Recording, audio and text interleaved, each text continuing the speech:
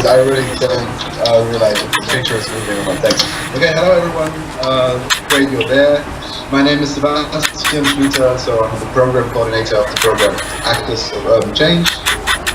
And I'm not sure which slide you're seeing now, but probably you see the main slide, the first slide. So the program is a cooperation between two institutions. One is the Robert Bosch Foundation from Stuttgart, and the other one is MitOst here in Berlin. And we co-organized the program Actors of Urban Change, which has been running now for 5 years. So what we do in the program, and maybe we can go to the second slide, is that we support sustainable urban development through culture and cross-sector collaboration. Sounds very maybe vague and maybe a little bit unclear what that means, so I would just like to give you some ideas. So what this topic means, how we work, and what kind of projects we support, and also why we support the great projects that you are now being part of, sort of, as I can see, and I imagine that you are sitting on the street right now that we're talking about, which I assume. So the third slide, there's the question in the center, how to change cities for the better through culture and cross-sector collaboration. And this is really sort of the core adaptive practice of urban change. So we believe that in order to change cities for the better, we do need culture, we do need cultural approaches, which can mean various things, which means everyday life, which means architecture, which means transport. So culture is really understood as a broad sort of approach to cities, to urban environments. And cross-sector collaboration is sort of the second very important aspect that we have on the focus of Actors of Urban Change. Maybe we can go to the fourth slide, and maybe you see now a question in the middle, why do we do this with cross-sector collaboration? Maybe you're wondering why there are so many donkeys on the right-hand side. As you can see in this picture, which symbolizes the reason why we do cross-sector collaboration, is because, as you may all experience in your everyday life, we may have a certain goal, and as long as we don't work together, we probably won't reach this goal. So the donkeys on the top, they both hungry, they both want to do something, but they need sort of an idea, sort of a sparking idea, to actually work together, to cooperate, and actually to reach the food, to reach the goal of what they want to do, what they want to achieve. And we believe that cross-sector collaboration is exactly this, that we need sort of to implement this idea to better work together for better cities in our environments. And this, if we go to the next slide, you can see that we obviously don't talk about donkeys, but we talk about institutions, about sectors working together to deliver these projects. So with Actors of Urban Change, we always had 3 people working together on one project, which is one person from the civil society, from the cultural NGO sector, one person from the private sector, and one person from the public sector, from the administration or the council or whatever. And the basic idea is that those people working together each have their sort of institutional background, so they all maybe used to work with other NGOs or used to work with other colleagues in administrations, but they're not necessarily used to work together. And that's what we try to strengthen during Actors of Urban Change, and we try to empower the people to work together on a certain project. And if we go to the map, the next slide, you can see that we've been doing this for 5 years now. So we started 2013 with the program, and a major aim of the program is really to foster exchange between different cities, not only between different sectors, but also between different cities all across Europe. And as you can see on this map, we don't understand Europe as the European Union, but rather broadly as the countries within the Council of Europe. So as you can see here, those dots that are red are the projects and the cities that we support this year till 2019. So we have Valencia, we have Oslo, we have Hamburg, we have Chișinău, we have Timișoara, Lecce, Vilnius, and London. And so these cities, people from these cities keep working together during Actors of Urban Change. And as you see, these sort of grayish spots, I hope you can see them, are the projects we supported during the past 4 to 5 years. And there is Novi Sad, Skopje, Porto, Aveiro, Portugal, very much to the west. We also had a project in Berlin that we supported.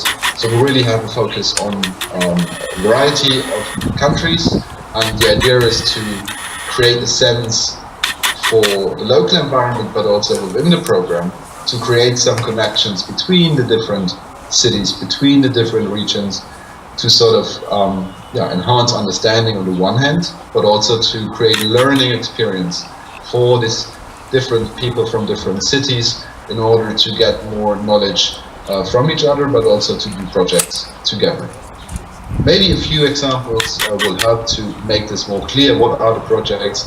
Why are we doing this? And what do the projects do concretely in their local environments? So as you see on the next slide, there's a picture from Hamburg. And this is sort of a project from the current round, and what we are doing there, not we, but the team in Hamburg, and we're supporting them. What they are trying to do is transform a form of power plant in the city of Hamburg and create a cultural center. So here is a real estate developer working together with an NGO and with someone from the municipality in order to really create a cultural program in this former power plant, which is a massive building, and it's quite a lot of effort that goes into that, and quite a lot of negotiations between those different institutions, between the sectors wanting to transform this place and therewith sort of connect this outskirt of Hamburg to the city. So if we go to the next slide, you can see an interesting picture from one of the projects we supported in Porto in Portugal. This is from the previous round, so from the program round 2013 to 15. And what they are doing is really interesting because they address the issue of social housing within Porto. So housing is a really pressing issue in the city because there's a lot of gentrification happening, a lot of people can't afford their houses anymore, and although many people sort of they own their houses, they are not able to renovate them and to live in an environment that's suitable to live in. So what this project does is create a new form of renovating these houses with really low-cost materials, and they are also working together with the municipality in order to identify the housing, but also to finance this, because it's still not for free, but they're trying to invent new materials in order to create livable houses for people who can't really afford to renovate their own houses. The next slide is again a project that we have in the current round. Like right now, these are colleagues from the team in Chișinău that is right now sitting in front of you. Hopefully, so this is from London, and the topics that are pressing over there within this particular project are really concerned about food and circular economy. So this team tries to create what they call an anaerobic digester. So they create biogas out of food waste and run a community kitchen with this, and do workshops around food waste and how to deal with food in a better way. So that really sort of adds up to a project that really helps the neighborhood and also poorer people to deal with food in a different way, but also to deal with food waste and to create less food waste in the future. And then we have Timișoara, which is also a very interesting project. They are completely different, and as you can see, this explains and shows the wide range of projects that we're supporting to create better cities in Europe. So in Timișoara, the team understood that in order to build a more resilient city, we need to bring different stakeholders together to talk about the sort of threats the city is experiencing right now, because there are different environmental issues that the city has to deal with, and there was not really a sort of feeling for this. So no one really understood that resilience is a pressing topic, and they right now try to create more sensitivity, create more awareness inside the municipality and inside different institutions in Timișoara to create a resilience lab in the city. So you can see there's a variety of topics that we think are really pressing in spaces and that are all more or less concerned with culture. If we go to the next slide, you might find a familiar picture here. So one of the 10 teams right now is obviously the team in Chișinău and the street that's on this picture, and I'm pretty sure that you are sitting on the street, although I don't notice for 100%. This is a very typical and very, very great project that we were happy to have at Actors of Change, because the question of livable cities really depends on the use of cars versus streets for the use of people. And with the idea that they are having to create a new format, a new participatory way to create a street, and therefore an example for a city that can be much more focused on the way people need to use, people want to use cities and want to use streets. It's a very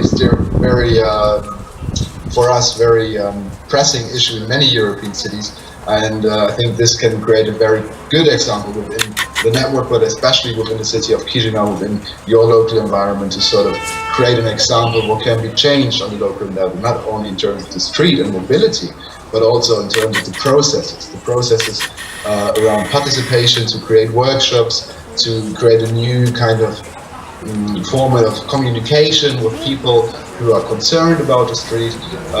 This is, I think, really important, and this is what we try to support. We support all the teams that that are within the current round of Actors of Change to deliver these processes and to do this really in a way that everyone feels included in it, and that the urban environment is created together as a sort of do-it-together project, and not so much as a top-down project that is delivered by someone. But as I said before, we really are aware of the fact that it's important for different sectors to work together and to come to an understanding about the goals and the processes and shape them together. Maybe if we go on to the jump for this slide. No, there's the next slide, the red slide. You can see the program, how it works. So the teams that are part of Actors of Urban Change, they are part of the program for 2 years. Total 10 local projects, 10 different projects, and they meet 5 times during this period. So it is now April 2018. We met the first time in Berlin in January. We're going to meet next week in Vilnius, and then we're going to meet in September, and we have 2 more meetings next year.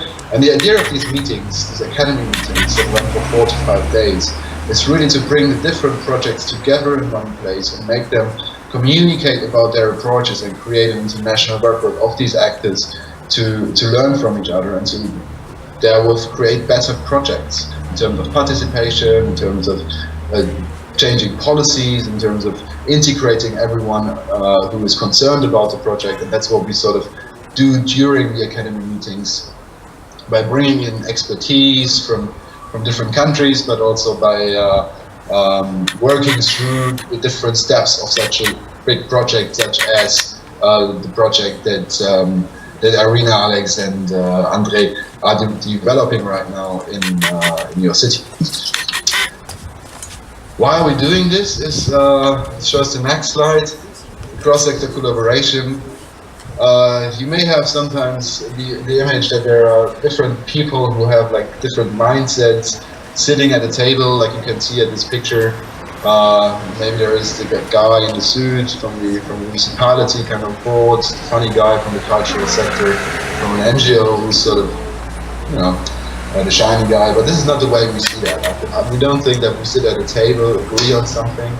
What we rather do is we try to sort of bring people to a different understanding of collaboration in urban environments. This is really our aim, and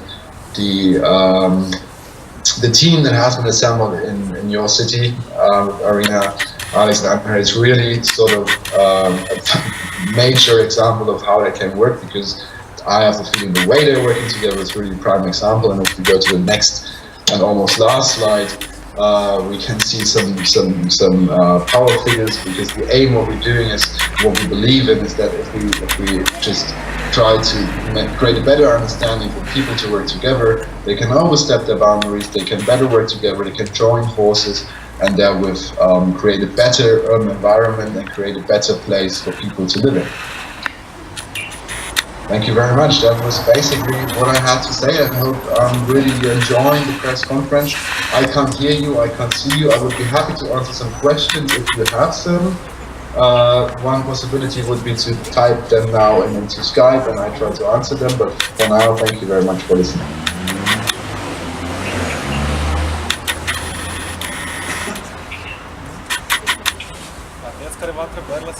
Yeah, thank you very much.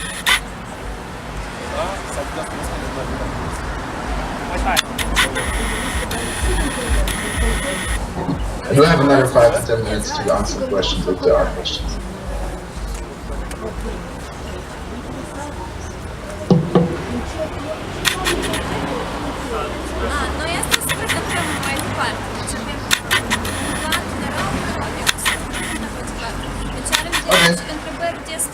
So I really hope you enjoy the rest of the press conference. Thank you very much, everyone. Enjoy the rest of the day. Best greetings from Berlin. Ciao.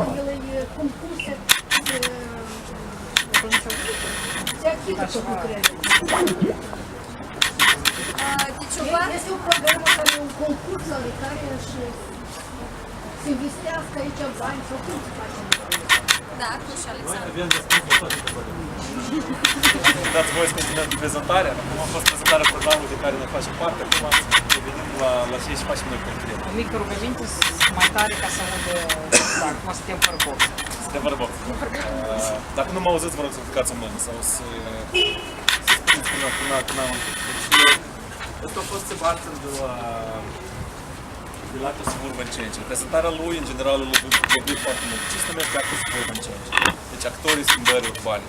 De atâta că de multe ori, sau în ce crede programul, în ce credem noi, este că schimbarea urbană sau schimbarea bine cumva, schimbarea durabilă la oraș. Se întâmplă numai atunci când se fac colaborări intersectoriale.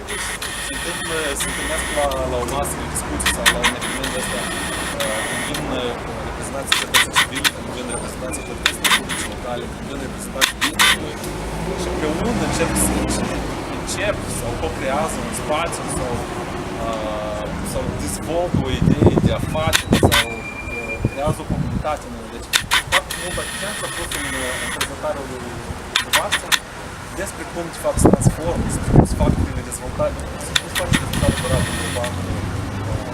Da, durabilă urbană.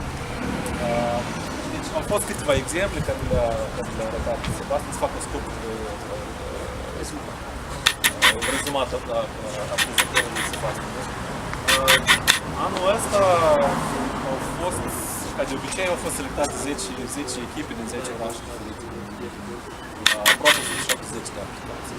Chișinău s-a inițiat orașe precum Londra, Oslo, Vilnius, Hamburg în Germania, Lecce din Italia, în Portugalia. Deci, câteva exemple care le fac. Care suntem noi de la Chișinău, care avem ideea asta fantastică de transformație într-o MitOst despre care să spunem mai târziu, deci un program care l-avem în vreme. De fapt, da, echipele în toate astea orașe, toate echipele, noi ne numim la Chișinău Team Chișinău, suntem echipa Chișinău, așa ne preferim. Și toate echipele astea, absolut pe toate orașele, au componenta asta sectorială, care colaborează cu autoritățile publice, societatea civilă și business. Deci doar așa împreună, deci nu există cineva care are mai mult dreptate sau mai mult proprietate față de proiect. Și toți împreună lucrează și împărtășesc cu idei care ei au făcut un digestor anaerob, închis, un cilindru așa închis, în care pun mâncarea și ea se transformă în biogaz. Deci procesul ăsta. Biogazul ăsta folosesc pentru mâncare. Mâncarea fac către publice, cum numesc. cheamă comunitate și împreună cu comunitatea fac ceva, gândesc ceva. În Hamburg, echipa din Hamburg are o idee de transformare în hale industriale foarte mari, în spațiu cultural. Deci, la fel, e spațiul ăsta cultural, spațiul ăsta industrial, e în proprietate. Deci, orașe care au proiectele lor. Care au un proiect, da, absolut.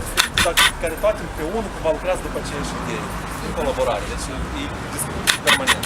Nu se întâmplă așa că noi nu și facem. Deci, cum a spus Sebastian, nu se întâmplă lucruri de jos în sus, cum din autorități, pentru că noi facem așa, dar se întâmplă invers. Se activează comunitatea, decide asupra unei chestiuni și împreună comunitatea face un căie de stat, niște chestii, vine pus la punct și merge la autorități și împreună cu autorități se decide ce construiesc. Deci așa se întâmplă, așa se întâmplă. Asta e ceea ce promovează programul Arhitectură MIEZ.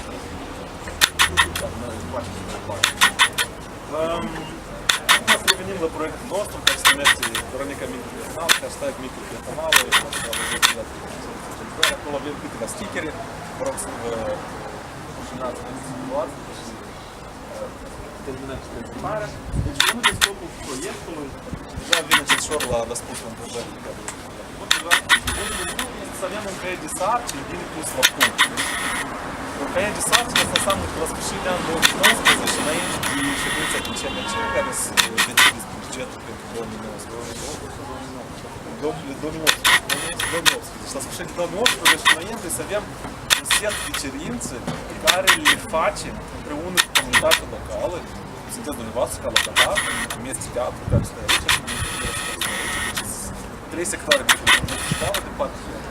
Împreună cu dumneavoastră, noi să revenim și o să ne mai întâlnim parcurs. Este noi unicul eveniment, asta doar evenimentul de lansare. La un moment dat, noi vrem să închidem poate strada asta, sâmbătă și sau poate nu mai vrem. Închidem și poate și facem împreună cu locatori. Facem discuții, ateliere de creație, ceva. Concursuri pentru copii. Deci, în procesul ăsta care deja a început cu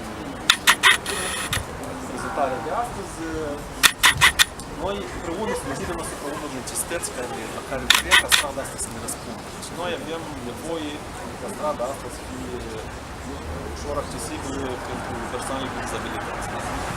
Și asta spune clar în aici. Noi avem nevoie ca să ne facem scoarul, pus așa, poate construcții undeva în stână, ca să fie respectiv anexăm ca să fie foarte rigid și să nu fie foarte rigid. Hai de un sarcini și de mobilieri. Mobilieri care lucrează original. Nu mai un model, am vorbit la clienți despre Direcției și despre Times. Dar ei au putut, undeva pe care ce s-a fost. Rodul e unul a fost unul din necesitățile principale a orașului național. Și respectiv vom Times și nu mai vorbesc, e piața mare de națională. Ei l-au pus și l-au dedicat de el. Dacă la ei se fac, se poate și nu știu. Nu e mic strada spațiu. Nu, e perfect. Ce puțin? Noi continuăm să dezvoltăm ideea noastră. Scopul numărul 2 care îl avem în proiect este ca să avem un ghid, pentru că orașul Chișinău nu este la strada Chișinău, trebuie să acționăm asta, să nu este la strada Chișinău sau Copenhaga. Noi suntem un oraș post-sovietic, avem cultură și cultură. Asta înseamnă că noi lucrurile se întâmplă leacă. Și ideea noastră că noi să facem până la finalul proiectului, care se termine în 2019, mai, ca noi să avem Care ghid. nu o să fie proiectul? Proiectul deja a început. Noi să continuăm. Să pic înainte prezentări. Deci ghidul vrem să facem în ghid.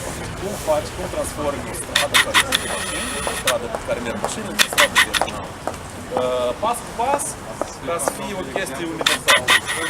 Un fel de exemplu.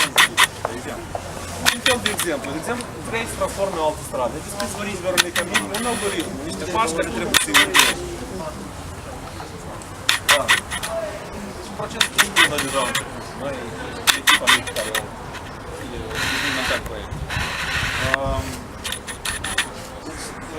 Veronica Micu, în general, noi nu vrem să ne oprim. Arhitect? Da. Și urbaniști, și sociologi, și antropologi, ecologi. E o echipă intersectorială. Și este o societate civilă respectiv să implice cu studiile Veronica Micu, în ideea noastră, să fie așa cum o vizionăm noi, dar viitor, nu doar proiectul pilot. E un proiect care face parte dintr-o rețea largă de străzi pietonale prin centru. Deci Veronica Micu se conectează cu Armenească până la Gata Centrală, partea câmpul după guvern, partea de mare de stânt, acolo mai este păstrată Nicolae Iorga, care duce la Gata, lucrează cu Valea Morilor, Vale, chestii. Deci e o stradă care reprezintă punctul sau primul proiect de dezvoltare orașului regional Chișinău, a centrului, a valorificării, de fapt, a centrului istoric. Ea s-a aflat aici, de aplicană, dacă doriți, mai putem să facem după asta și eu, care ar trebui să știți ce am făcut. Dacă nu lăsați date de contact, deci așa, programul nostru începe sau început în septembrie 2017. Noi am văzut apelul de proiect de programul și atunci am mers prima dată la Direcția Transportului și se termină cumva oficial, se termină în mai 2019 raportarea finală. Dar noi nu ne oprim acolo, noi vrem să mergem mai departe. Avem mai devreme să fie de sarcini, scopuri comune care vrem să facem și ca el să treacă de Consiliul Municipal, ca el să fie aprobat, să fie anunțat în prioritarea străzii.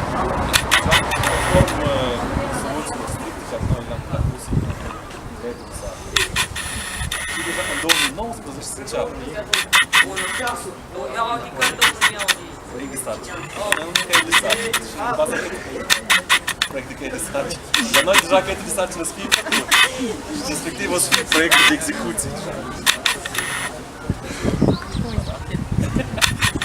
Posibil, rămâne să vedem. Da. Deci, istoria, 2017, ce să început? O să mergem pe scurt cam cum sunt evenimentele la noi în proiect și ce avem de când să facem. În 2017 septembrie am mers la Direcția Transportului,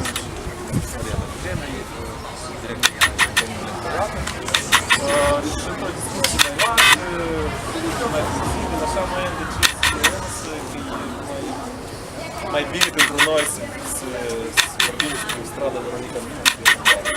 Noi venisem cu ideea că trebuie să privim la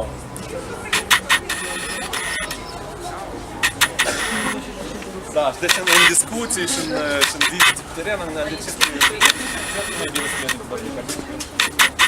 Ne-a răcurat la stradă locală, lucrează în multe chestii și oricum face parte din rețeaua care vrem să dezvoltăm.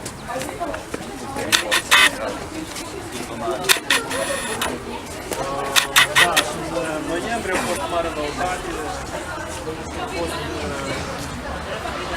aici ideea de proiect.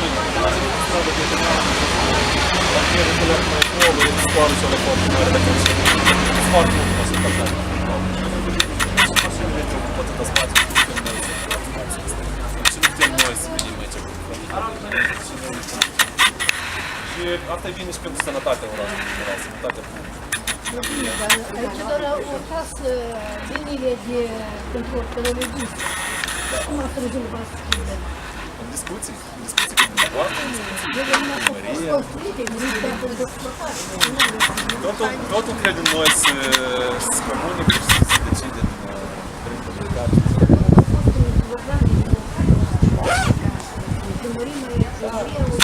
Da, dar asta nu înseamnă că programul e foarte rigid. Noi putem să intervenim în program. Programul tot a fost făcut și opțiune, asta e părerea mea, așa că eu nu știu, nu, orice ca să decide. Eu am ideea că s-au investit bani, deci banii s-au cheltuit și asta nu e așa simplu de...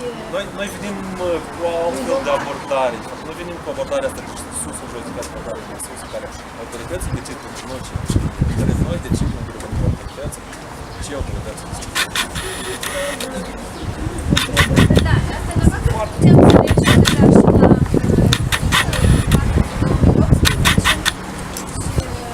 Da, mare, poate să echipă care mare noutate 2000, noiembrie 2017 am primit un apel telefonic la Elizabeth.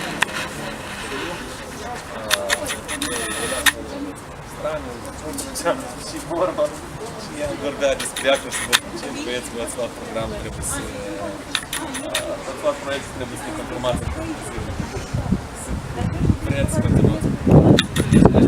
Suntem noi, eu sunt stângă, Lila acolo, la Direcție de Transport și așa da, foarte modest, așa. Irina a spus că nu vrea, Irina vine cu aceea. 2 minute și...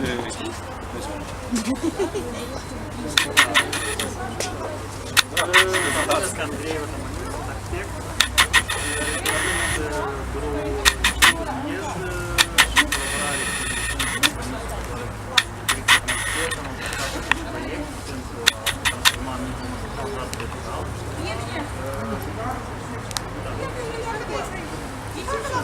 Temul echipul s-am spus și echipul interdisciplinar și cred că asta e cheia succesului cumva și doar cu discuții găsim cele proiecte sau cele condiții care vă permite să... Asta e interesant că nu există o subordonare directă așa sus, la zonă și cum veți voi face. Deci e o colaborare între ei. Deci cel puțin între ei, pentru că...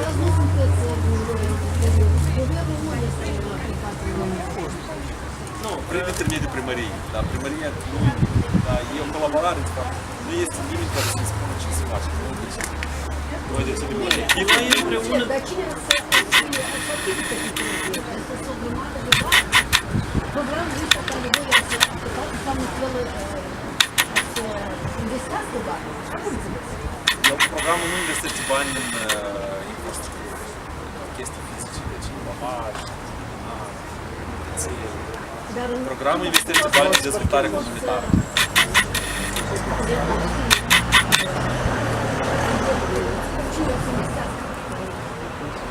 Bani comerciali. General.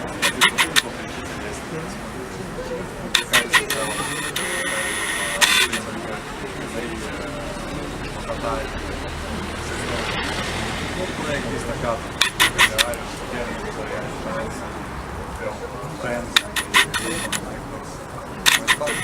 foarte simplu de lăsat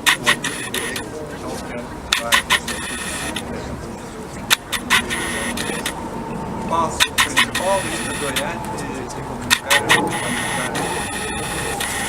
starea de comunicare. Păi în baza unui proiect destacat se accesează diferite sau să fie contromânesc, sau să fie Cel mai modest. sau să fie e simplu, modul este simplu. Eu nu dau bani pur și simplu. Ei trebuie să iei caute ca așa proiecte, gata făcut, ca să poți să dai bani. Dar ele nu sunt mișto, pentru mine cred că strada asta nu e mișto. Eu dacă ar fi fost, da.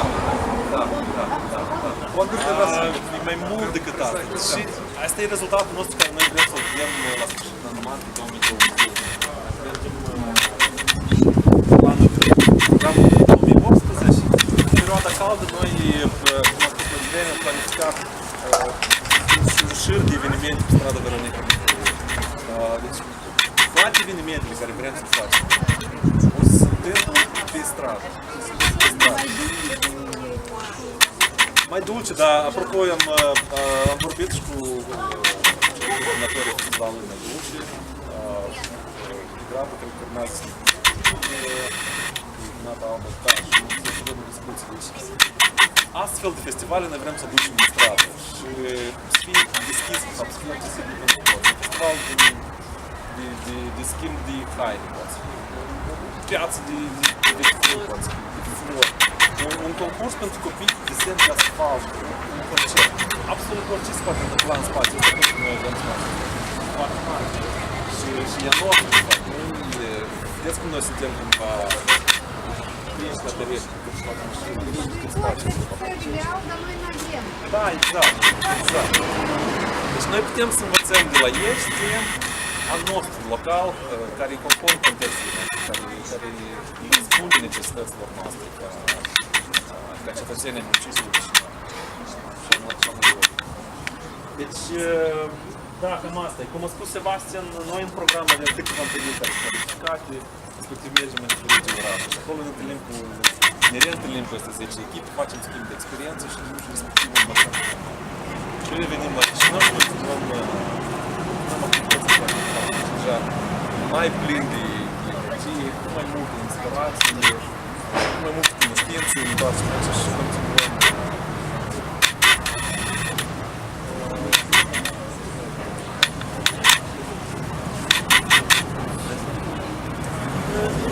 Ca să fie, dacă nu vedem foarte bine și noi să transmitem programul ăsta, e un program creat de grupul nostru de lucru, programul destul de flexibil.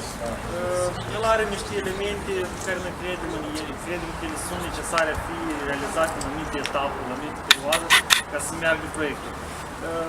Cum am spus, avem câteva proiecte și schimb de experiență, și loc aici vor avea loc paralel mai multe evenimente.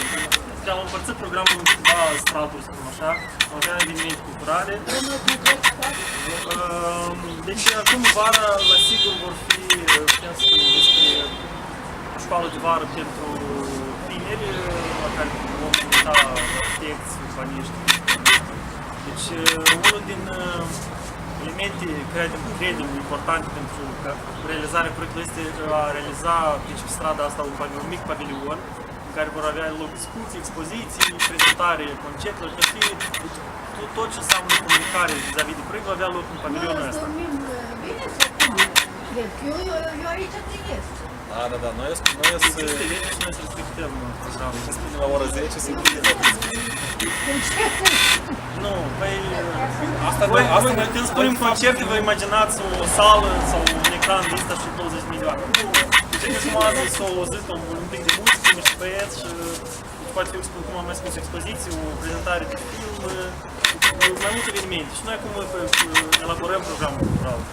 Va fi o școală de vară care vom crea pavilionul de micuți, care, deci că experiența care am făcut în alte orașe, un proiect, pentru a realiza un proiect este foarte bine să ai acolo locul ăsta, un spațiu în care spui, ăsta e clavul.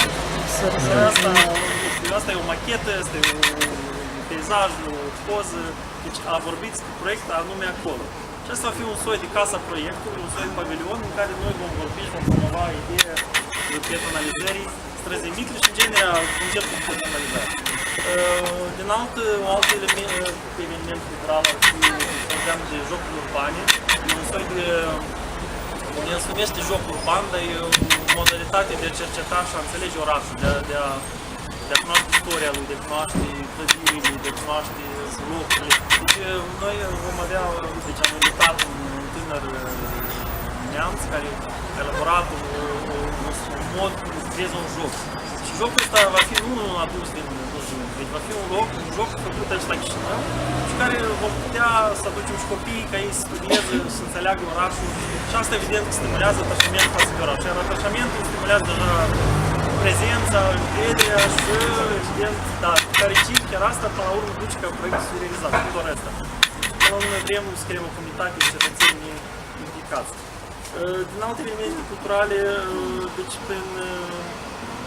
în septembrie mai avem un workshop de dezvoltare comunitară. Până atunci există mult spațiu în care noi putem să ne încheiem și de asta și vom face un apel de evenimente. Da, evident nu vor fi evenimente mari, nu vor fi evenimente care vor restricționa accesul, vor fi evenimente care... vor fi evenimente micuțe care... Noi asta vrem să aflăm care sunt interesele aici locale.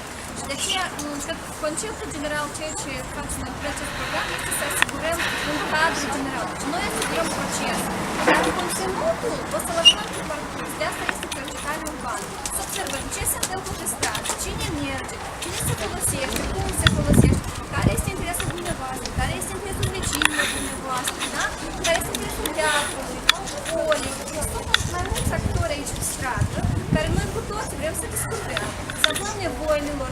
De ce aveți nevoie cel mai mult? Care sunt prioritățile? De asta nu putem zice că noi trebuie să facem asta și să facem cealaltă. Noi nu știm, noi nu lucrăm aici, noi nu lucrăm aici. Cei din odată lucrează. Deci în felul ăsta de aici să facem informații și să lucrăm.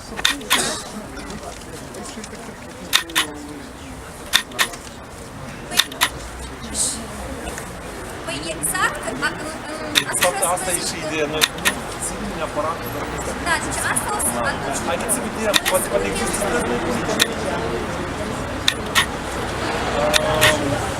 Toată strada sau o bucată din el. Hai să facem ardenească.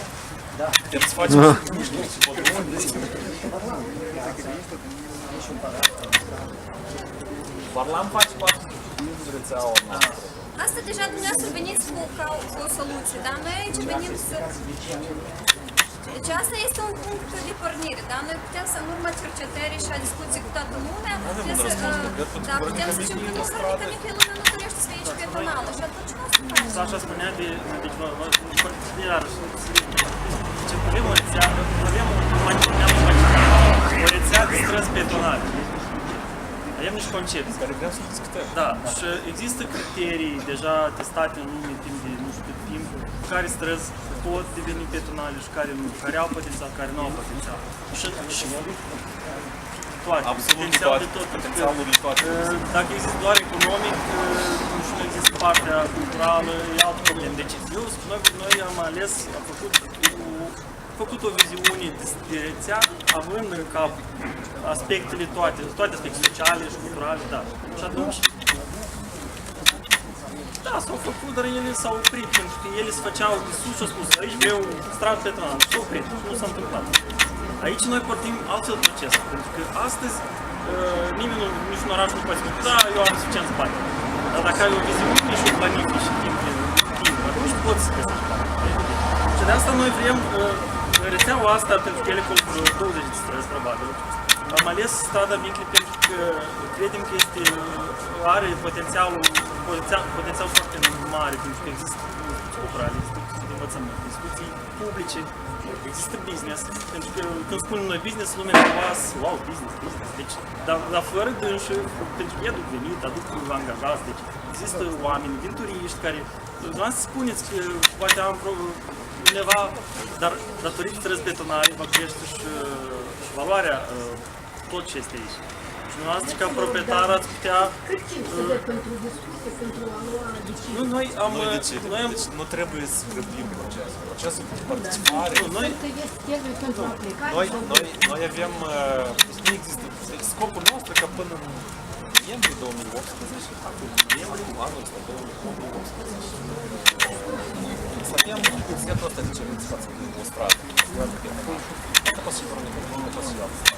Noi nu ne-am legat cu neapărat și hai să vedem împreună, poate să fac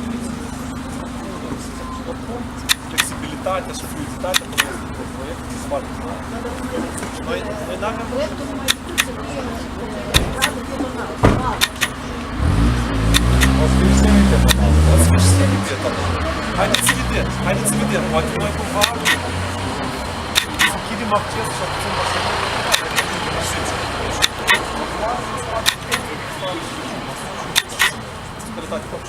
Deci, poate să fie orice, poate să fie doar o bucăță. Poate să fie segmentul ăla normal.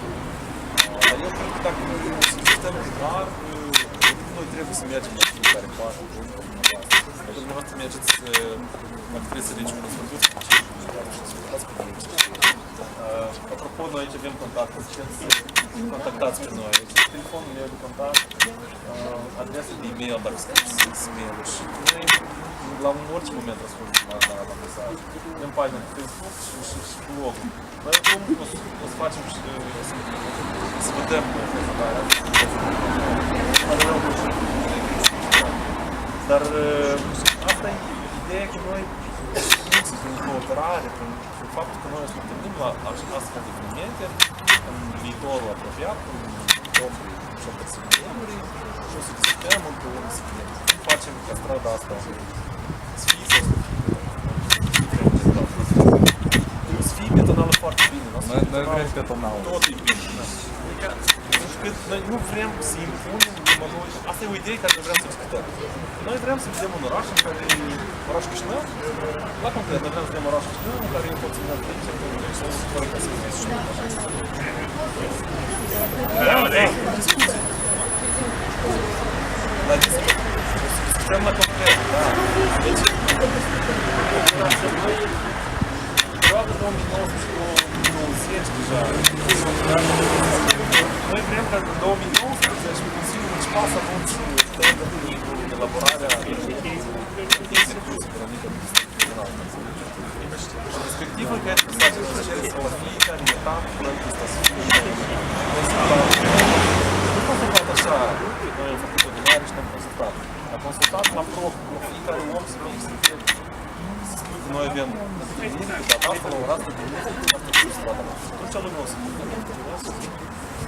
Și așa, la fiecare etapă noi vrem să fim consultați. Numai atunci când toți locuitorii, toți actorii care lucrează, care trăiesc, care se folosesc strada asta, nu suntem dumneavoastră care locuiți, că eu, care sunt la Ciucană, dați cu asta toți absolut să fie de acord că strada asta să arate așa. Asta înseamnă că fiecare om se regăsește și regăsește necesitățile strada asta. Eu, de exemplu, am necesitatea să duc bicicleta și să parchez. Și stau pe bancă și citesc o carte. Sau să deschid laptopul și să lucrez la ceva. Adică asta înseamnă că strada, în primul rând, trebuie să fie accesibilă cu biciclete, să aibă scaune pe care pot stau măsuțe, să aibă conexiune la internet și nu chiar și plată și asupra care sunt necesitățile mele. Și dacă eu o să am da, cam din asta noi filmăm cu ei. Și deci, legea și noi credem în modul cum azi este structurată, cum e făcut, nu, asta nu știu discut, asta nu e țara lumii, unde există betonare, acces la autospeciale. Autospecialele e greu, că oricum există un acces pe locale, ce mereu au acces cu mașinile personale. Da, deci asta iarăși e un moment care trebuie de elaborat. Și regulament de folosirea străzii. S-a făcut strada, deși avem o stradă betonală făcută aici, cu multe de astea, chestii interesante, dar ea nu funcționează pentru că nimeni nu i-a întrebat pe deci, dar voi vreți stradă betonală, acolo este o bancă, îi spun, dar noi vrem să intre mașina să-i aducă banii, să aducă banii. Cum este un centru cultural, noi vrem să vină oameni acolo, deci nimeni nu i-a întrebat, au blocat-o. Acolo sunt oameni, sunt interese locale și nici nimeni nu a întrebat. Sunt localuri care au nevoie să vină să aducă bere, apă, nu știu ce. Deci, dar un regulament, când în mod normal să faci un regulament și spune clar, băieți, vreți să aduci bere la Capinean, la 6 la 8 dimineața asta se face. Deci sunt chestii care se punctează și el funcționează. De asta și noi, prin discuția să le găsim toate momentele astea ca strada mică, pentru că vorbim de un caz concret de zi. Cum îl faci? Da, păi de asta spun, până la urmă, legea administrativă de decizii. Administrativă de decizii și la dreptul. Da, dar și în spate stau oameni, nu mai faci cum îți dă prin zi. Și asta noi să-i responsabilizăm. De asta noi suntem măriți. Deci 33% din echipa de bază, industrie 33% e din primărie. Da, noi... Nu, apropo, asta e... Da. Este voluntar. Nu. Și noi avem colaborare și cu alte direcții de primărie, pentru că reprezintă direcția transport și comunicații, dar noi suntem prieteni foarte buni, mai ales arhitecți, direcția arhitectură și urbanism. Și noi avem o conexiune cu ei constantă și vorbim despre alte proiecte, despre școală pe care tot va fi renovat. Deci, suntem în dialog cu toți. Avem un proiect de calitate și un proiect de un exemplu.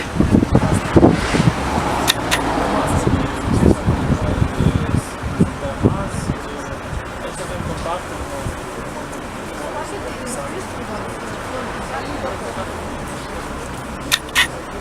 Da, nu știu, am vrut să spun că, da, până la urmă, ca să faci o stradă betonală, să o realizezi, adică a faci planuri, a faci discuția asta, putem să faci lucruri, dar realizarea, până la urmă, ține de primărie. banii publici.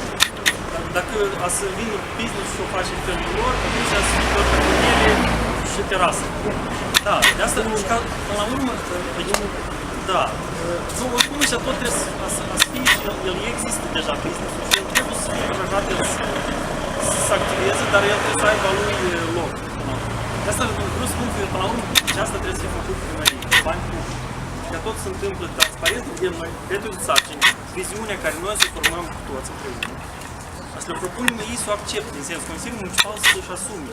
Uite, noi începând 2019 să dăm bani pentru proiect. Noi, când a să fie gata proiectul, să dăm bani pentru realizare. Deci, Da.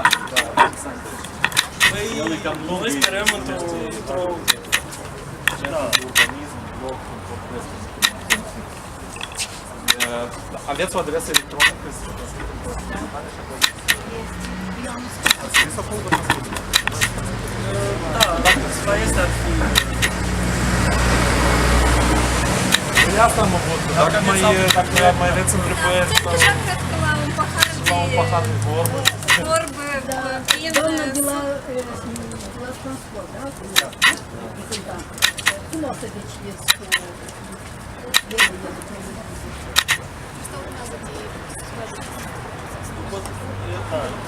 Eu pot să vă spun că am văzut personal planning în orașul Bordeaux, în Franța, un oraș super.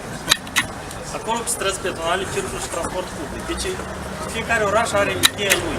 Cum să faci o stradă pe un spațiu peatonal. Deci aici, vedeți-mă, aici poate să meargă și troleibusul, în același timp poate fi și o stradă peatonală. Asta se face semafor, se rezolvă chestia asta, pentru că vin oamenii cu idei năstrușne și utopice de face pasaj subterane. Deci nu e realizabil asta pentru Chișinău. Nu avem nici resurse și nu merită. Deci e suficient să pui semafor și să spui, uite, 30 secunde tu mergi, 30 secunde tu mergi și rest tot, adică tot într-o manieră foarte politicoasă. Deci, nu, deci de asta spun că fiecare oraș, fiecare loc are cheia lui cum face o peatonală. Deci, în Berlin am văzut într-un fel peatonale, vă spun că în Paris, în Bordeaux, în unde am fost, fiecare peatonal are ceva, adică toate au ceva comun, dar fiecare în parte au chestii individuale. Și noi trebuie toți împreună să decidem ce facem, dacă acum, anume aici, ca noi să realizăm, pentru că spuneam că business-ul să aibă de lucru. Voi ca locatari să aveți beneficiu, că să aveți un spațiu care să fie mult mai sigur. Într-un careva viitor vă spun că proprietatea voastră să crească ca preț. Poate noastră cum e pe mine să deschideți aici o cafenea, un mic hotel. Deci asta sunt mari beneficii. Să demarez tot casele și tot asta aici. Dar asta e imposibil. Chelor, apoi mă scuzați. Eu asta am beneficii. Noi uitați-vă că niciun proiect, nu, proprietatea privată e sfântă în toată lumea. Bun, Pământul nu aparține nouă, aparține primăriei. Nu, dar noastră aveți un imobil. Nu, ei nu au cum să vă iei locuința. Dar noi cu Franța suntem aici Asta, vedeți-mă, deja în oraș există experiență când cineva, un șmecher, a încercat să iei ceva de la oameni sau de la primărie și lumea s-a adunat și a luptat și a câștigat teren. Noi nu reușim peste tot, că suntem o comunitate slăbuță, dar se lucrează cu guță, cafeneaua cu guță se luptă, vor hotel de 16 etaje, sunt alte terenuri unde se luptă. Există. Dar asta nu înseamnă că